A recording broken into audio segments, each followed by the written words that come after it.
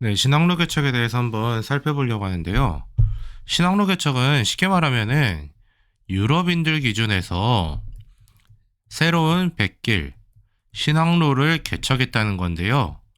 이거는 어디로 가는 거냐면은 인도로 가는 항로를 개척하겠다라는 이야기입니다.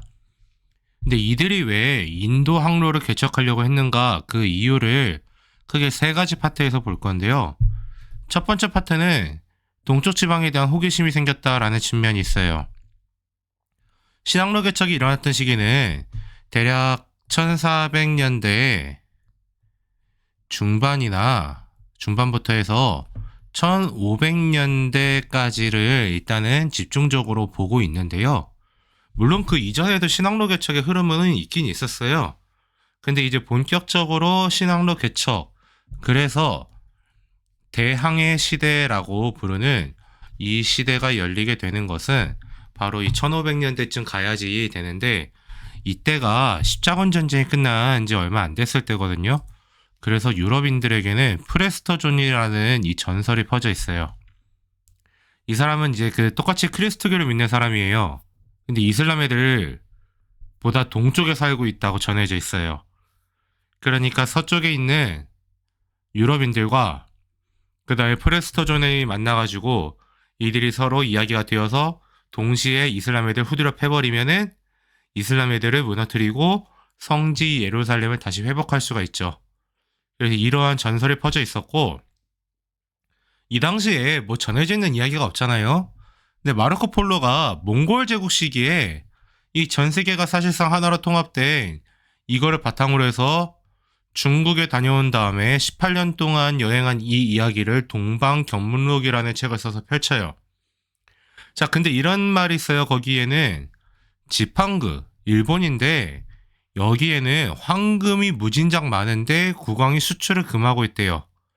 근데 또 너무 떨어져 있어가지고 상인들도 여기 찾아가지 않으니까 황금이 상상할 수 없을 정도로 풍부하답니다.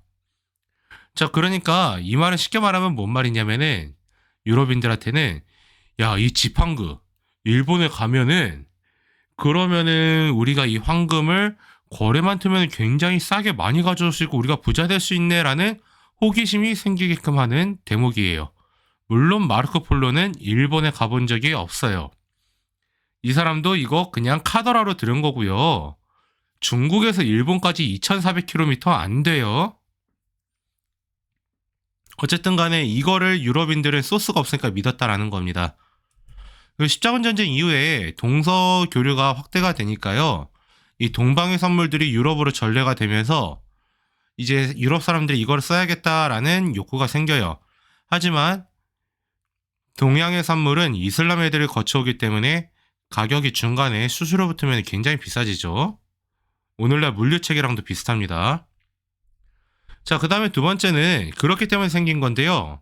이 동방과 지적 교역을 해야겠다라는 욕구가 생겨요. 자, 그래서 아시아에서 생산된 거는 이 오스만 제국을 거쳐서 이탈리아 반도를 거쳐 들어와요. 이 오스만 제국이 이슬람 세력이죠. 그러니까 이슬람이나 이탈리아 상인들이 향신료, 비단 무역을 독점하는데요. 향신료는 인도산이에요. 인도의 후추를 이야기하고요. 비단은 원산지가 중국이죠. 자, 근데 이게 이들을 거치면서 물건값이 확 비싸져요.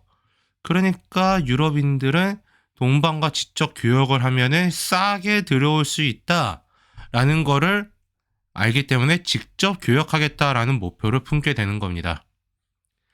더 나아가서 이게 가능하게 하려면은요, 가장 중요한 건 이 기술의 발달입니다. 아니, 아무렴 직접 교역을 하고 싶어도 기술이 안 되면, 갈 수 있는 기술이 안 되면 못 가는 거잖아요. 근데 지리학이나 천문학, 그리고 선박 제작 기술을 우리는 조선술이라고 이야기를 하죠.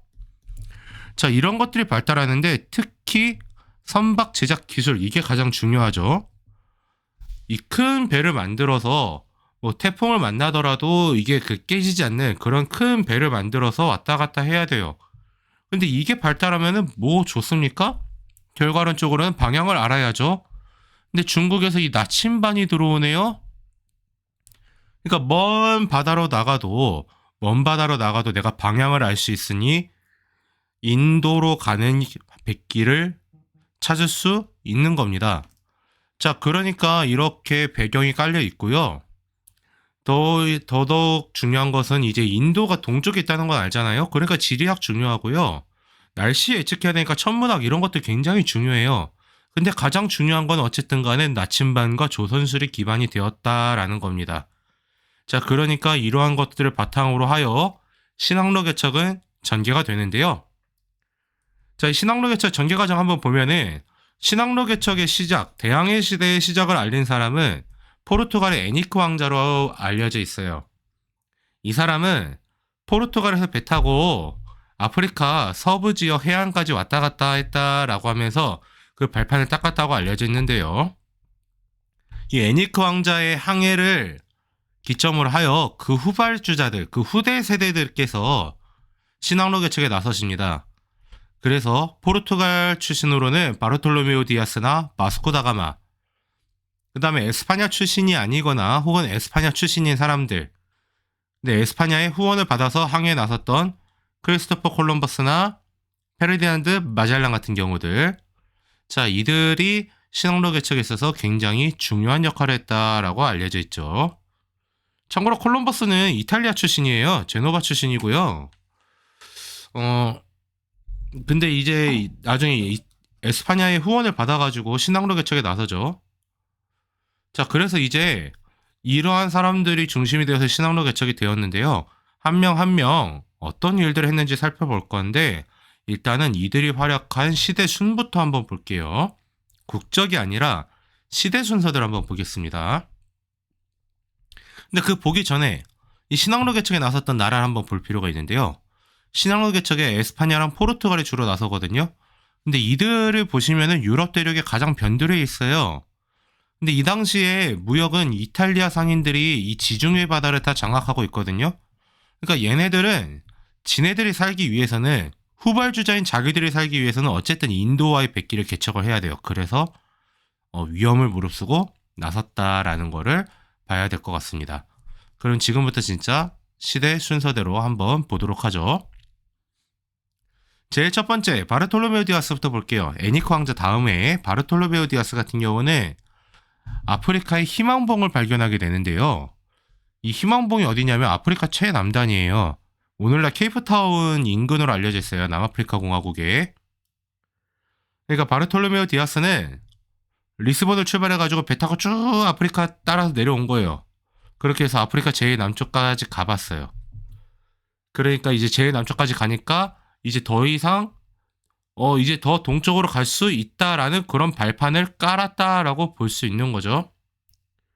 자, 그 다음에 신항로 개척에 나섰던 사람은 콜럼버스인데요.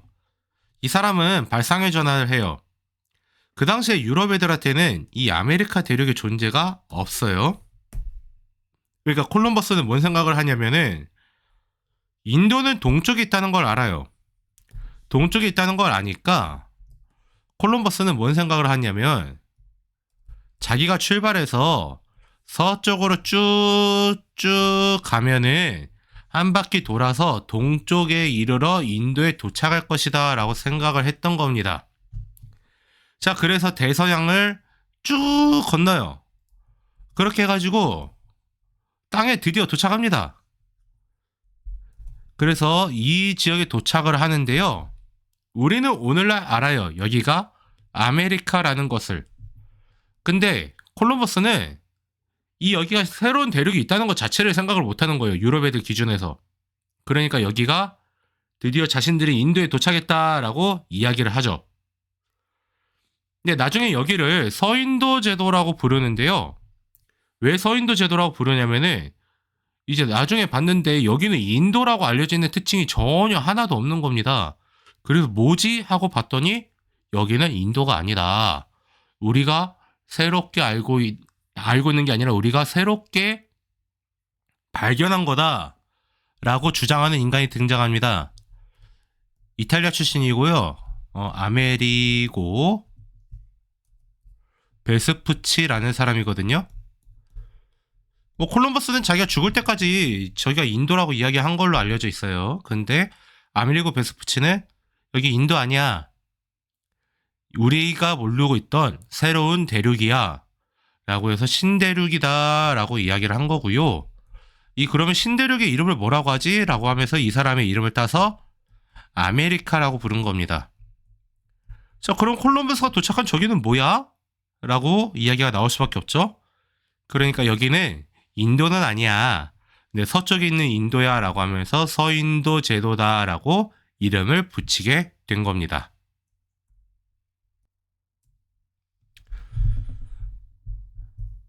자, 그 다음에 이제 나오는 바스코다가마는요, 포르투갈 리스본을 출발을 해요.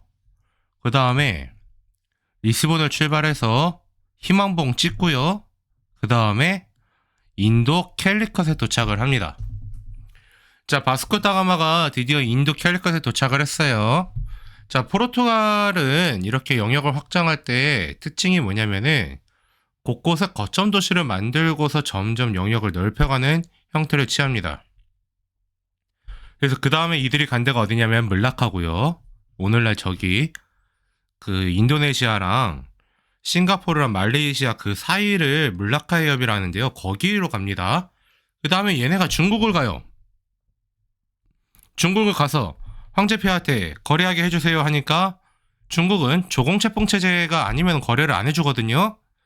그러니까 거래를 거부하면서 황제께서 은혜를 베풀어서 이들이 그냥 거주할 수 있는 거점을 그냥 하나 내주세요. 조그만 땅 하나. 진짜 조금이에요. 서울의 일개 구 하나 정도밖에 안 되는 땅이 있어요. 거기가 어디냐? 마카오입니다. 자, 그들이 여기를 거점으로 삼아서 물라카 마카오를 거점으로 삼아서 교역한 데가 어디냐면 일본인 거예요.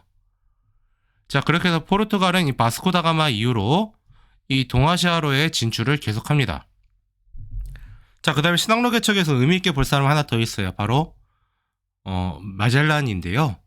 이 사람은 자신의 일행을 이끌고 아메리카 대륙을 쭉 가서 한 바퀴 돌아요. 그다음 태평양 나와가지고 쭉 오면서 필리핀 지역에 도착합니다. 근데 여기에서 원주민과 그 다툼이 생기죠. 그렇게 해가지고 마젤란은 여기서 사망합니다. 하지만 그 일행은 계속 돌아가지고 결국에는 다시 에스파냐로 돌아와요. 그래서 사실상 최초로 세계 일주에 성공했다라는 게 의미가 있습니다. 자, 그럼 신항로 개척의 결과 원래 신항로 개척을 추구하고자 했던 인도 항로 개척이 됐고요. 그 다음 뜻하지 않은 수학, 바로 아메리카 대륙의 발견이라는 게 있습니다. 근데 이거는 어디까지나 유럽인들 기준의 발견이거든요. 원래 여기에 사람들이 살고 있었기 때문에 이제 어떤 사람들 살고 있었나 볼게요. 뭐 시대 순서로 보면은 여기가 아스텍하고요. 마야, 그 다음에 길따랗게 있는 여기가 잉카입니다.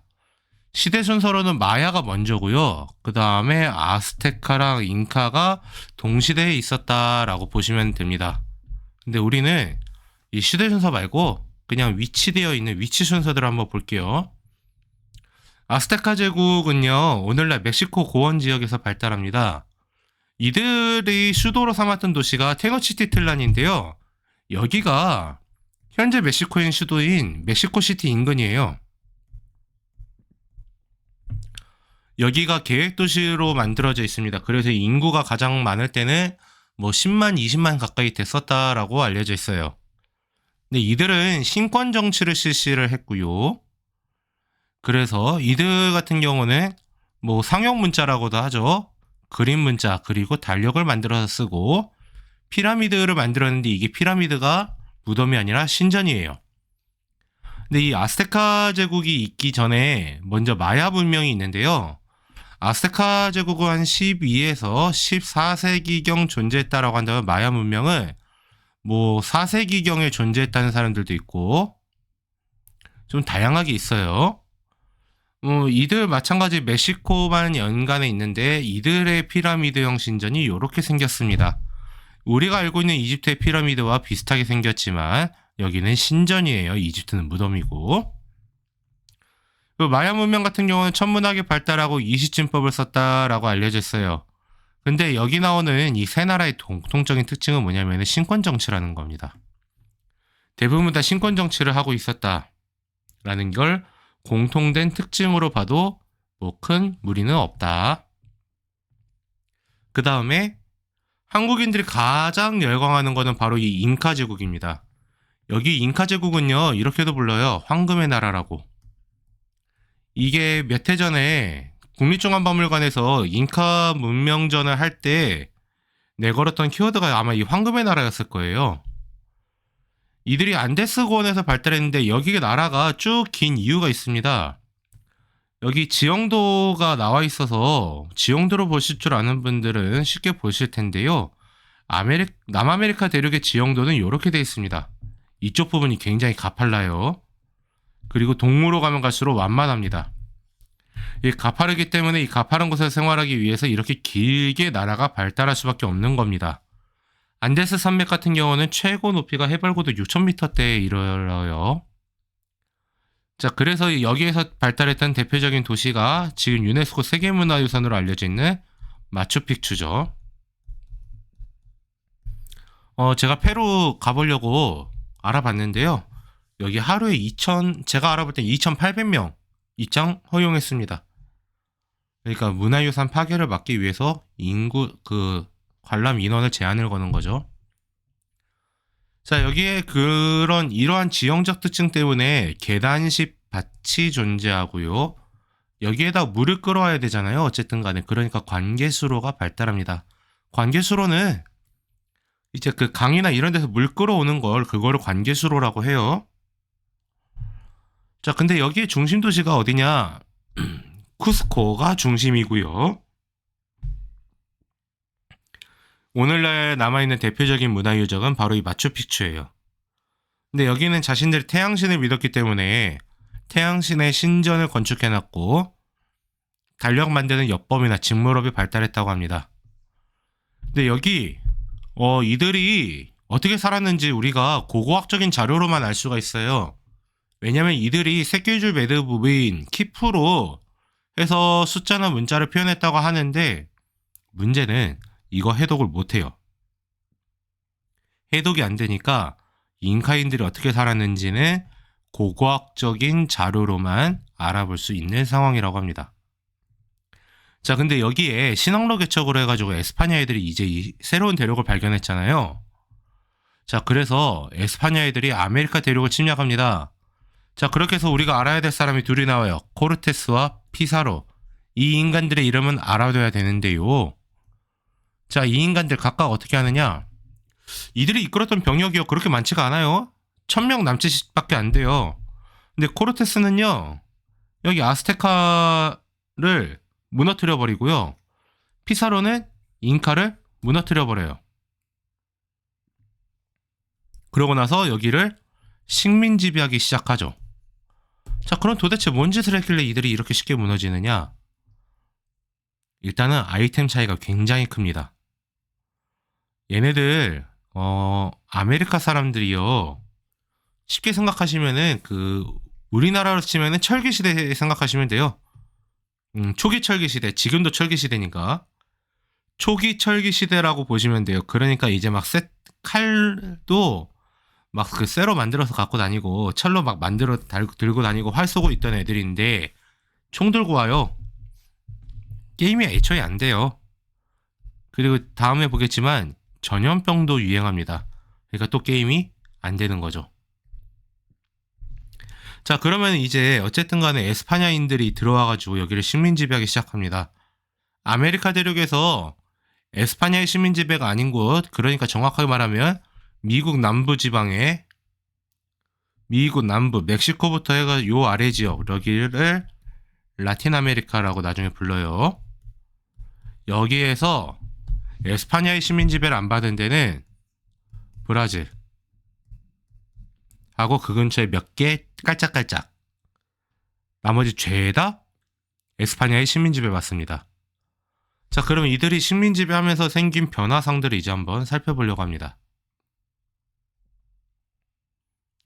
자, 먼저 이들은요, 아메리카의 원주민들, 이들한테 자신들을 우세한 무기나 이런 거 갖다가 지배하면서 노동력을 착취할 겁니다. 근데 아메리카 지역에서 잭팟이 터져요. 금광, 은광이 막 무수히 발견됩니다.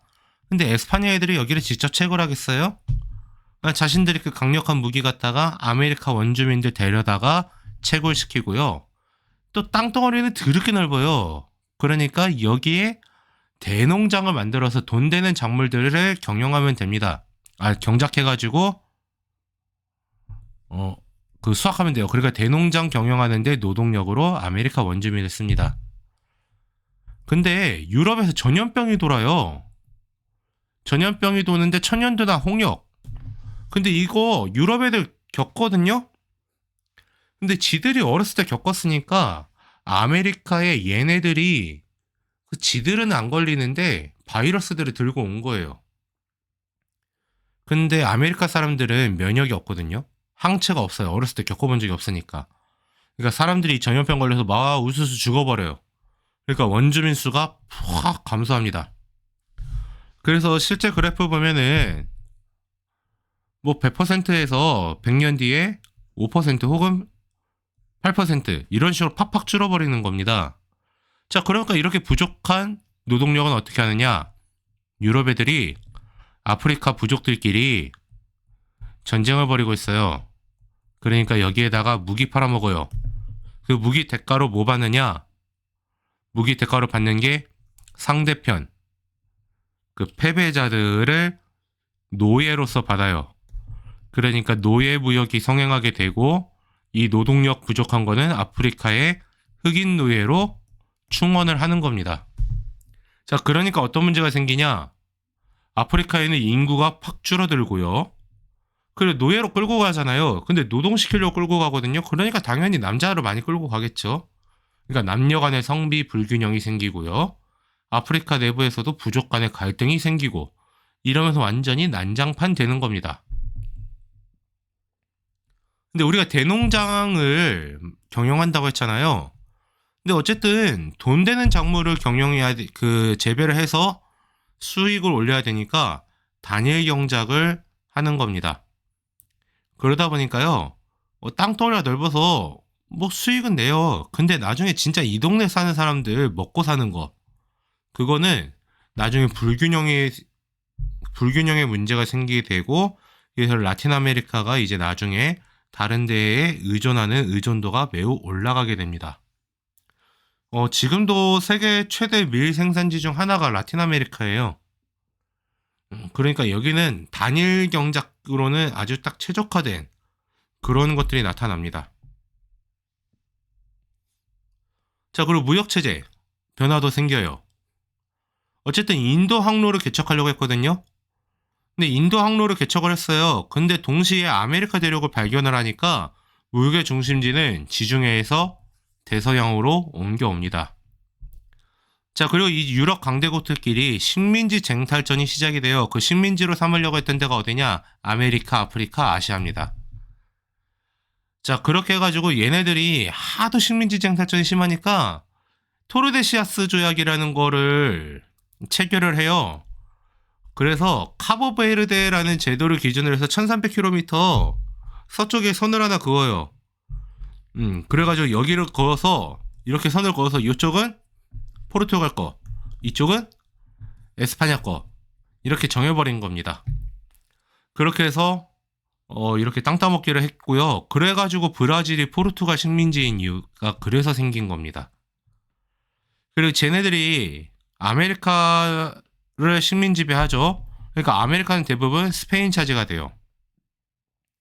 그 다음에 아프리카, 아시아로 막 진출을 해요. 그러니까 가장 절정기 때 기준으로 했었을 때 강대국, 나중에 제국주의 국가라고 부르는데 이들이 차지했던 땅이요. 제국주의 국가 몇 개 안 되거든요. 근데 이들이 차지했던 땅이 전 세계에서 퍼센트로 환산하기는 쉽지 않고요. 어쨌든 그 대략 환산해보면 절반 가까이. 그때 지배했던 인구도 뭐 전 세계 인구의 절반 이상을 몇 개 나라가 지배를 합니다. 자, 그 다음에 우리 지도에 잘 보여주고 있는데요. 이 식민 지배가 되고 나서 아메리카 지역을 이들이 식민 지배하면서 그 부족한 노동력 이런 것들을 채우잖아요. 그래서 얘네들이 유럽 애들이 아메리카에서 은이나 설탕이나 이런 것들 쫙 가져가요. 그 다음에 노동력이 부족하잖아요. 아프리카에서 노예를 가져와야 될 것 같아. 근데 노예를 사실 돈 주고 사는 거예요. 돈의 대가는 뭐냐? 무기 같은 거 팔아먹어서. 그래서 이렇게 트라이앵글을 이뤄서 지어지는 무역 형태를 삼각무역이라고 이야기를 합니다. 굉장히 중요해요. 대서양 삼각무역은. 자, 근데 이렇게 되다 보니까 새로운 대륙이 발견되잖아요. 그래서 새로운 문물들도 들어옵니다. 아메리카로는 그 대농장에서 뭐 담배, 그 저기 비행 청소년들이 몰래 피는 그런 거 말고요. 실제 그 담배 잎이 있어요. 그 다음에 감자, 고구마 이런 거, 코코아, 옥수수 이런 것들이 다 아메리카에서 들어옵니다.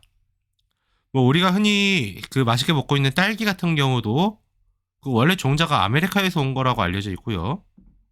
그 다음에 커피, 원두는 아메리카에서 많이 나오죠.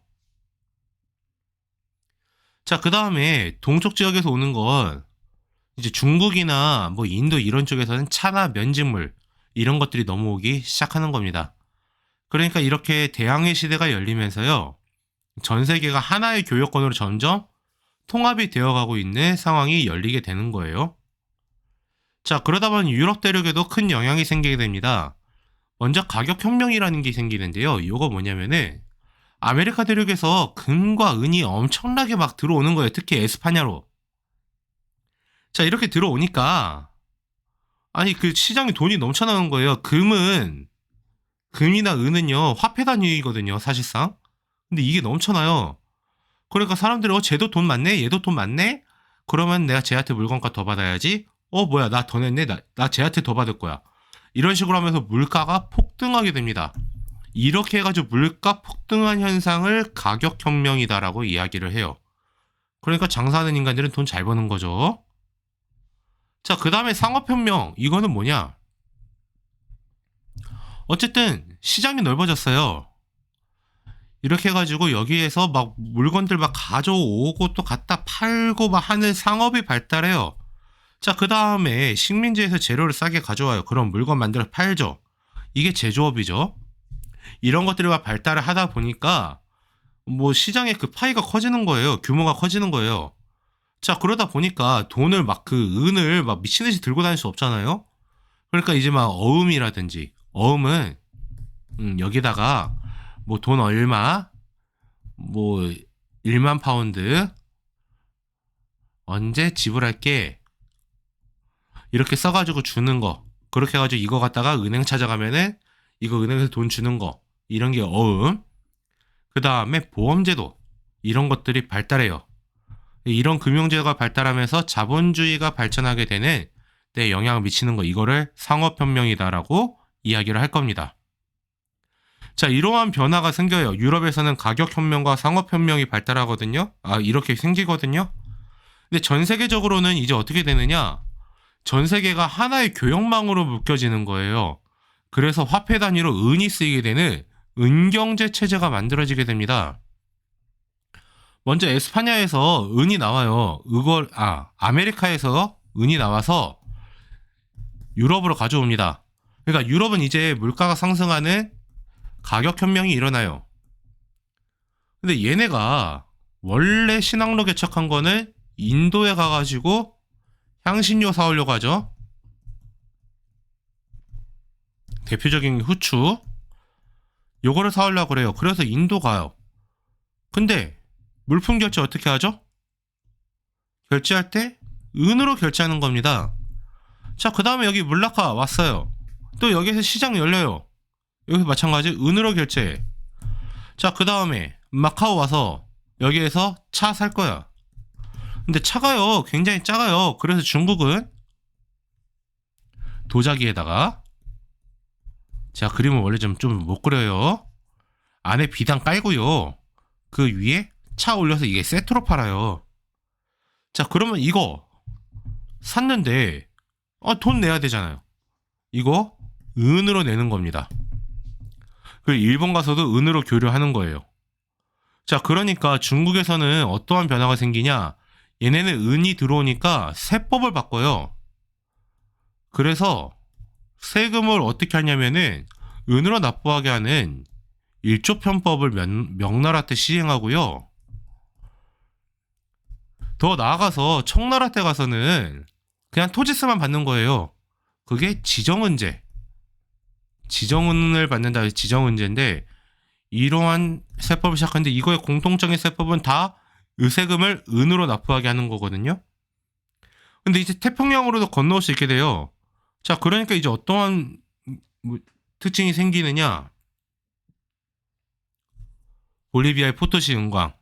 이게 여기가 제일 좋은 은이 여기서 나와요. 이게 멕시코 찍고 유럽 가거나 아시아로 넘어오는 겁니다. 그러니까 전 세계가 지금 이 은 하나로 묶여있는 그런 은경제 체제로까지 발달하게 되었다라는 거. 자, 그렇게 해서 신항로 개척이 열리고 이로 인해 대항해 시대가 열렸다라는 것까지 우리가 살펴봤습니다.